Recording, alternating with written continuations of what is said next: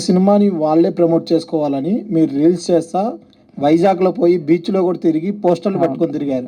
ఎందుకు అంటే ఫస్ట్గా ఈ సినిమాలో మీరు హీరోగా చేస్తున్నారనే మీ ప్రమోషన్ మీరు చేసుకుంటున్నారు. 90s కూడా అలాగే అలాగే మనం చేస్తున్నప్పుడు మనం పుష్ చేసుకోవాలి కదండి సినిమాని ఆడియన్స్ ఎందుకు చూడాలి? ఈడెవడో ఉన్నాడో ఎందుకు చూడాలి? వాళ్ళకి బయట ఎంత ఫన్ క్రియేట్ చేసి ఆ సినిమా మీద ఎంత ఇంట్రెస్ట్ క్రియేట్ చేస్తే వాళ్ళు థియేటర్కి వస్తారు, లేకపోతే ఎందుకు వస్తారు?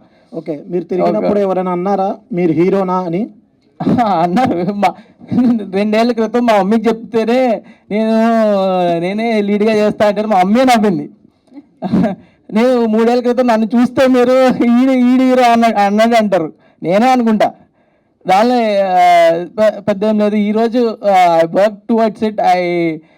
ఒక మన విష్ణుకి తెలుసు. విష్ణు 2017 తను నేను ఒకే మీమ్ పేజ్లో ఎడిటర్లు మీమ్లు వేసేవాళ్ళం. ఏదైనా మూవీ ప్రమోషన్లు వస్తే ఒక షేర్ వచ్చేది, 100 రూపాయలు వచ్చేది.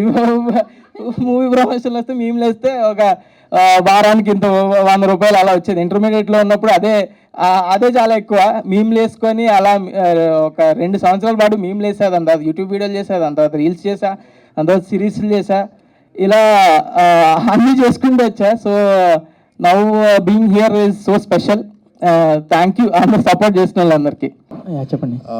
మీ రీల్స్ చాలా చూస్తుంటాను. థ్యాంక్ యూ అండి.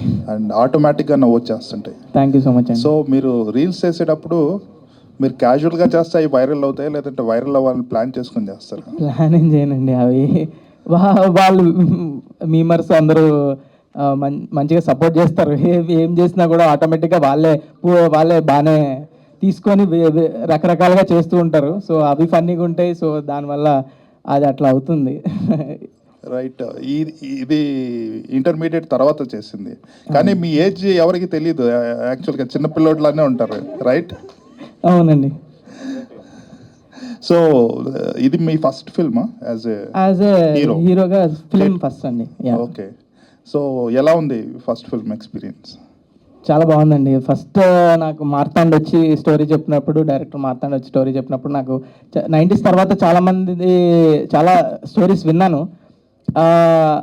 ఆ గ్యాప్లో అసలు చాలా గ్యాప్ తీసుకున్నా మంచి స్టోరీ కోసం.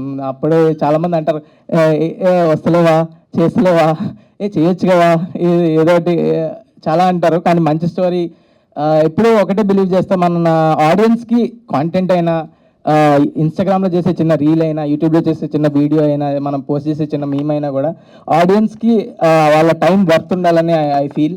సో ఆ వర్త్ ఉండే స్టోరీ వచ్చే వరకు వెయిట్ చేసా.